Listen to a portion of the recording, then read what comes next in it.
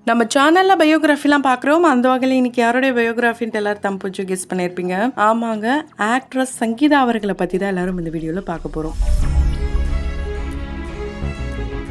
இவங்கள பற்றி பார்க்குறதுக்கு முன்னாடி இது வரைக்கும் யாரெல்லாம் நம்ம சினி சமூகம் சேனலை சப்ஸ்கிரைப் பண்ணலையோ அவங்க எல்லாரும் மறக்காமல் சப்ஸ்கிரைப் பண்ணிட்டு பக்கத்தில் இருக்க பெல் ஐக்கனையும் மறக்காமல் ப்ரெஸ் பண்ணிடுங்க. இவங்கள பூவே உனக்காக சங்கீதான்னு சொன்னால் கண்டிப்பாக எல்லாருக்கும் தெரியும். ஏன்னா அந்த படம் தளபதி விஜய் அவர்களுடைய வாழ்க்கையிலும் ஒரு முக்கியமான படமாக அமைஞ்சுது. அதே மாதிரி இவங்களுடைய கெரியர்லையும் அடுத்த லெவலுக்கு கொண்டு போன படம்னா அது இந்த படம் தான். 90s டாப் லெவலில் வளம் வந்த ஹீரோயினில் one of the best heroine அப்படின்னு சொல்லலாம். ஏன்னா எந்த ஒரு கிளாமரும் இல்லாமல் பார்க்க பக்கத்து வீட்டு பொண்ணு மாதிரி நல்லா துரு குழந்தை மாதிரி அவங்க ஆக்ட் பண்ணுவாங்க.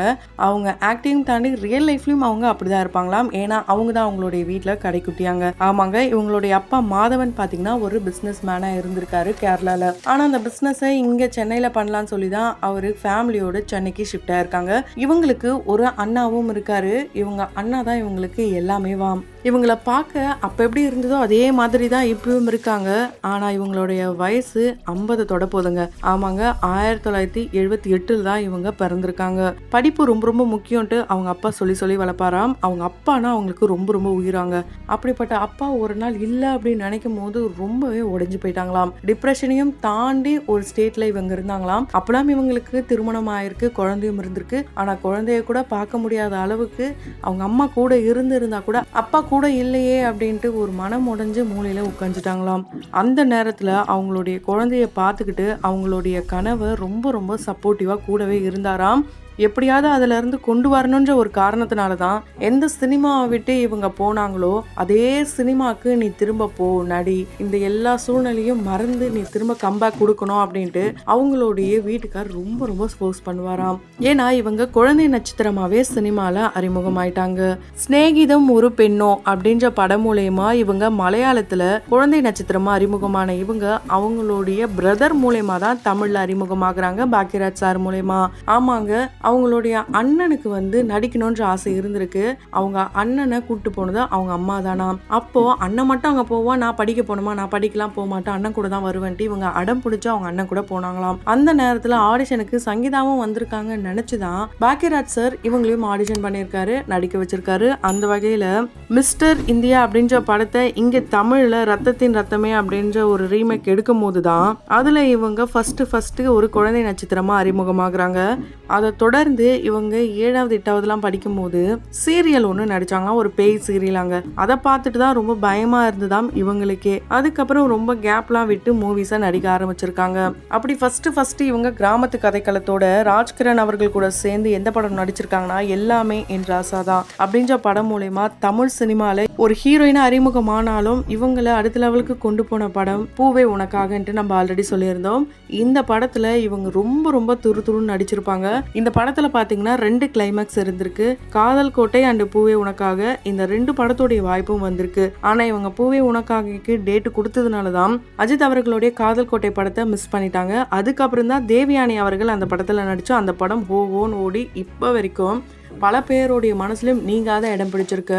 எப்படி அஜித் அவர்களுடைய அந்த படம் ஹிட்டோ அதே நேரத்துல வெளியான பூவே உனக்காகவும் ஹிட்டோ ஹிட்டு. என்னதான் இவங்க கேரளால பிறந்திருந்தாலும் சென்னைக்கு ஷிஃப்ட் ஆனதுனால தமிழ் எழுத படிக்க ரொம்ப நல்லாவே தெரியுமாங்க. தமிழ் மீடியம் ஸ்கூல்ல தான் படிச்சாங்களாம். மலையாளம் கூட அந்த அளவுக்கு பேச தெரியாதாம். இங்கிலீஷ் அண்ட் தமிழ் மட்டும் தான் இவங்களுக்கு தெரியுமாம். ராஜ்கிரண் அவர்களுடைய எல்லாமே என் ராசா தான் இந்த படத்தை தொடர்ந்து காலம் மாறி போச்சு, கண் திறந்து பாரம்மா, கங்கா கௌரி, புள்ளக்குட்டிக்காரன், சீதனம், அம்மன் கோவில் வாசலிலே, நம்ம ஊரு ராசா, அலெக்சாண்டர், இது போல படங்கள் நடிச்சிருந்தாலும் இவங்க ஒரு பெரிய லெஜெண்டரி ஆக்டருக்கு மகளாவும் நடிச்சிருக்காங்க பீக்ல இருக்கும் போதே. அது எந்த படம் கேட்டீங்கன்னா கமல் சாரோடைய மகாநதி படத்துல பெரிய பொண்ணு காவேரி ரோலும், சத்யராஜ் அவர்களுடைய வள்ளல் படத்துல அவருடைய மகளாவும் நடிச்சிருப்பாங்க.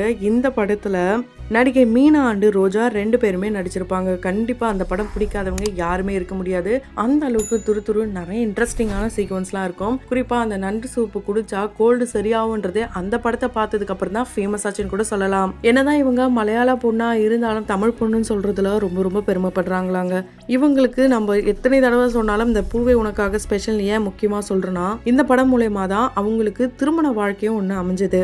ஏன்னா இந்த படத்துல சினிமாட்டோகிராஃபரா இருந்த மிஸ்டர் சரவணன் அவர்களை தான் திருமணம் பண்ணிக்கிட்டாங்க. இவங்களுடையது காதல் திருமணம். இந்த காதல் திருமணம் வந்து காதலிக்கிறாங்கன்னே யாருக்குமே தெரியாம இன்விடேஷன் எடுத்துட்டு போயிட்டு தளபதி விஜய் அவர்கள் கிட்ட கொடுக்கும்போது ரொம்பவே ஷாக் ஆயிட்டாராம். என்ன நான் சொல்லவே இல்லை, 2 பேரும் ஒன்னா தான் கூட இருந்தீங்க, எப்ப நடந்தது அப்படின்ட்டு ரொம்பவே ஷாக் ஆயிட்டாராம். ஸோ இவங்களுடைய மேரேஜ் ரொம்ப ரொம்ப இன்ட்ரெஸ்டிங்கான ஒரு மேரேஜ் ஸ்டோரி தான். எமோஷனல் பாண்டிங் மூலமா தான் இவங்களுக்கு லவ்வே ஸ்டார்ட் ஆயிருக்கு. இந்த லவ் ரொம்ப ரொம்ப சஸ்பென்ஸா வச்சிருக்காங்க. உடனே மேரேஜும் நடந்திருக்கு. அந்த வகையில மேரி ஆல்பர்ட் அப்படின்ற படம் மூலமா தான் இவங்க லாஸ்ட் படத்தை நடிச்சுட்டு வீட்டுக்கே போயிட்டாங்க. அதுக்கப்புறம் படமே நடிக்காம தான் இருந்தாங்க. ஏன்னா இவங்களுக்கு சாய் தேஜஸ்வினி அப்படின்ற ஒரு மகளும் பிறக்கிறாங்க. கிட்டத்தட்ட இப்ப அவங்களுக்கு 20 வயசு ஆகுது. சங்கீதா அவர்களை பார்த்தா கண்டிப்பா 20 வயசு பொண்ணுடைய அம்மாவே தெரியாது. ஏன்னா அந்த அளவுக்கு எங்க இருப்பாங்க. நிறைய பேர் வந்து இவங்களை ஆண்டின்னு கூப்பிடும் போது அந்த அளவுக்கு நமக்கு வயசாயிடுச்சுன்ட்டு அவங்களுக்கே டவுட் வருமா. என்னதான் இவங்க கவர்ச்சி இல்லாம துருதுரும் சின்ன பொண்ணு மாதிரி நடிச்சாலும் ஒரு சில கான்ட்ரவர்சிலையும் சிக்கியிருக்காங்க.